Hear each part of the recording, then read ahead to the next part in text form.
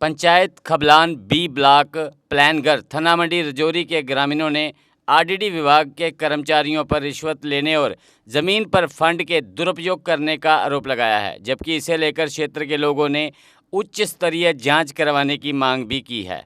ये मसला basically start हुआ था एक आरटीआई से। यहाँ हमारे गांव में कुछ काम ऐसे हैं जो हमें ऐसा लगता था कि काम तो हुए हैं लेकिन ऑन ग्राउंड प्रेजेंट नहीं थे। फिर मैंने इसके बरक्स एक आरटीआई फाइल की थी बीडीओ प्लांगड़ में। सबसे पहले तो जब मैंने आरटीआई फाइल की, आरटीआई उन्होंने रिसीव ही नहीं करी। लगभग 4-5 दिन तक मैं उनसे लड़ता रहा। लड़ने के बाद मैंने जब आरटीआई उनको दी है, आरटीआई लेने के बाद उन्होंने मेरे को इग्नोर करना स्टार्ट कर दिया।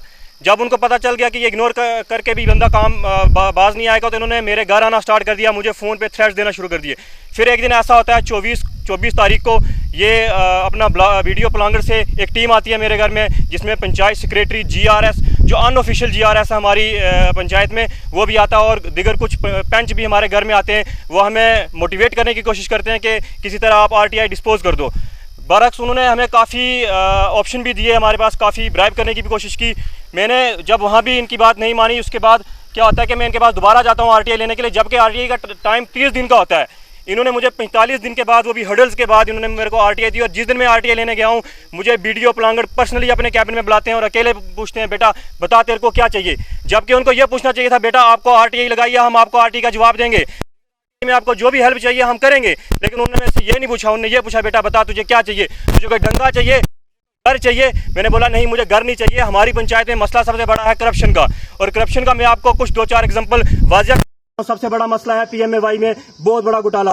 पीएमआई ऐसा हुआ है कि जो डिजर्विंग है और डिमांडिंग में इनको नहीं है। इन्होंने जो भी बेनिफिट्स दिए हैं वो सिर्फ डिमांडिंग को दिए हैं, और डिजर्विंग जो है बेचारा। को एक एग्जांपल हमने बताई है, रफीक साहब की 2 किस्तें आई हैं, जिसमें से उन्होंने 30,000 हमारे जो डिपार्टमेंट ने वापस ले लिया है। दीगर वो चाहे वीएलडब्ल्यू ने लिया हो, चाहे पेंच ने लिया हो, चाहे सरपंच ने लिया हो, चाहे बीडीओ ने खुद लिया हो, लेकिन एज ए कमीशन उन्होंने वापस लिया है। उसके बाद मैं आपको बताना चाहूँगा कि वो एक गरीब बंदा है, उसको ले रहे हैं मकान, उससे कमीशन ले रहे हैं, लेकिन उसके बरक्स ये आरटीआई का जो जवाब मेरे को टूटा फूटा कुछ नाम ऐसे मैंने हाईलाइट कर रखे हैं जो एम्प्लॉयड, कोई एक्स सर्विसमैन है तो कोई टीचर है, उनको मकान दिए गए हैं और मकान ऑन ग्राउंड प्रेजेंट भी नहीं है।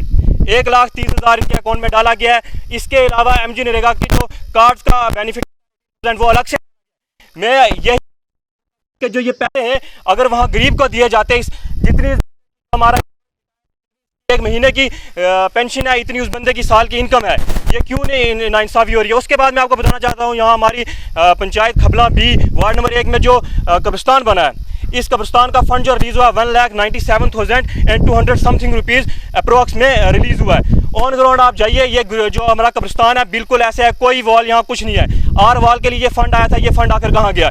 हमारे यहाँ कब्रें हैं, शहीदी कब्रें हैं, उन कब्रों की बुरी हालत हो रखी है। आखिर कब तक ये इंसाफ़ी हमारे साथ होगी। उसके अलावा मैं आपको एक और बताना चाहूँगा, एक पेज मेरे पास पड़ा है, जो ये पेज मुझे बीडीओ प्लांगड़ से प्रोवाइड किया गया था। इसमें मैंने इनसे कि मुझे स्पोर्ट्स किट्स दी जाए, हमारी यूथ को, जो यहाँ यूथ है स्पोर्ट्स किट देने के लिए भी तैयार नहीं है। ये 2 महीने से ये सामान 48 नंबर ऑफ डस्टबिन इसमें मेंशन किया, और दिगर ऐसी बहुत सी चीज़ें इसमें मेंशन की हुई है जो 2 महीने पहले वीएलडब्ल्यू पंचायत सेक्रेटरी जो हमारा अलियास साहब हैं उनको दिए गए। हमने उनको बरक्स बहुत बार कोशिश की कि हमें जो स्पोर्ट्स किट्स हैं, चाहे वो वॉलीबॉल की हो, इधर वो क्रिकेट की हो, हमें डिस्ट्रीब्यूट की जाए, लेकिन नहीं, कोई जवाब उनसे भी नहीं मिला हमें। और मैं बताना चाहूँगा, जो ये स्पोर्ट्स किटें, अगर हमें स्पोर्ट्स किट भी नहीं देंगे, हमें ये खेलने के लायक भी नहीं छोड़ रहे, हमें ये लाइब्रेरी नहीं दे रहे पढ़ने के लिए, हमें ये मरने के लिए कब्रिस्तान तक ठीक नहीं कर रहे, तो हम कहाँ जाएँ। फिर हमारे पास ऑप्शन, यूथ के पास फिर एक ही ऑप्शन बचता है कि यूथ ड्रग्स को लेकर इन्फ्लुएंस होगा, अगर हमें खेलने के लिए नहीं देंगे। और उसके बाद में एक ज़रूरी बात एक और भी आपसे शेयर करना चाहूँगा।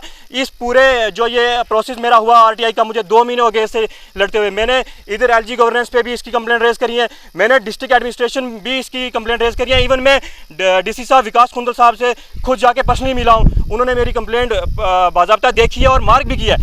मैं हैरान हूँ कि ये डिस्ट्रिक्ट एडमिनिस्ट्रेशन इतनी अंधी क्यों हो गई है और इतनी बहरी क्यों हो गई है कि इनके सामने इतनी कंप्लेंट, जितने स्कैम आए हैं, हर किसी का चिट्टा इन बिल्स में पड़ा हुआ है, ये इतनी खामोश क्यों है, ये क्यों एक्शन नहीं ले रही है। क्या ये इनसे मिली हुई है या फिर कोई और मसला है, या इनको क्यों प्रोटेक्ट कर रही है। हमें इस चीज़ का जवाब दिया जाए। और बरक्स जो भी ये हमारे यहाँ जो भी कंप्लेंट हमारी पहुँची हुई है डिस्ट्रिक्ट एडमिनिस्ट्रेशन तक, आरडीडी ऑफिस तक भी पहुँची हुई है, हम यही चाहते हैं कि जो यहाँ पे ये काम हुए हैं, जिनका पैसा निकला और काम ऑन ग्राउंड प्रेजेंट नहीं है, इनकी रिकवरी जल्द अज जल्द डाली जाए। इन्हें पीएम ने केस बनाया था, तो इन्हें पैसे ही नहीं देते थे, मकान मेरा ही डिठा पियाना, तो मैं एक छपरा भी नहीं। इसी 2 साल हो गए थे, इन्हें पैसे देते नहीं थे। आसे लंटर वहाँ या उफरा कर ये फलाना कफायत नहीं थे रुपये 20,000 लिहाजा नहीं था 10,000 दुआ शकूर पे और मंगना और 20,000 आज कुछ साढ़े को है ही नहीं कुछ दिया। आज गरीब आदमी है, दिहाड़ी मजदूरी रुपये 500 खटने राती खाने 90,000 40 से 50 90। हाँ उस उत्सव वापस कितने देते हैं? 1,000 रुपये वापस देता। एक कफायत एक ए लिहाजा एक शकूर इन लोगों को 10,000 रुपये नहीं था शकूर तो 20,000 रुपये नहीं था कफायत 10,000 नहीं था 10,000 रुपये 10,000 और दो साढ़े को है ही नहीं अस दिया को अस पानी पीने वास्ते गुंजाइश नहीं अस कुछ आने उन्हें दिया तो फिर किस पास तो मकान साढ़ा आओ 2 साल हो गए इस छपरे भी देने यार 2 साल निकी जी बच्ची है मुझी मच्छर लड़ने से भरा ये गल दे बात है। साई ओम पावर सिस्टम लाए हैं अब नवरात्र और दीपावली को लेकर विशेष ऑफर। एक चार्ज पर 120 किलोमीटर माइलेज देने वाले made in India Exide neo Bharat e rickshaw अब मिलेगा मात्र 1,82,000 रुपए में, जबकि 1200 वॉट की मोटर के साथ एक्साइड नियो ई रिक्शा मिलेगा अब सिर्फ 2,22,000 रुपए में। एक्साइड नियो अब आया है नए रंगों व फीचर्स के साथ। मजबूत बॉडी, शानदार डिजाइन, आरामदायक राइड और असाधारण खूबियों से लैस नए जमाने की इस ई रिक्शा में मिलेगा रियर व्यू मिरर जो एलसीडी डिस्प्ले में बदल जाए और ड्राइवर को बिना सर घुमाए गाड़ी को बैक करने में मदद करे। इस तकनीक में पहली बार पीछे कैमरा लगाकर ये अनूठी विशेषता प्रदान की गई है। चमकदार व ज्यादा तेज इंडिकेटर, लंबे समय तक चलने वाली बैटरी, बेहद शानदार एलसीडी इंस्ट्रूमेंटेशन पैनल, मनमोहक आवाज वाले speaker, FM system, flexible roof के बदले बहुत ही सख्त उच्च ग्रेड की मेटेलिक रूफ, इनबिल्ट चार्जर, नए सुरक्षित रिम और अधिक पावर की मोटर के साथ बेहतरीन सस्पेंशन जो दे झटकों से आराम। तो देर किस बात की, आज ही आएं और अपना Exide Neo E rickshaw book करवाएं। हमारा पता है Sai Om power system, last matador stop, Anand Nagar, Bohri, Jammu. Jammu संभाग में डीलर बनने के लिए संपर्क करें 0191 2554 360। जम्मू कश्मीर की खबरों के लिए जुड़े रहिए जीके अपडेट के साथ।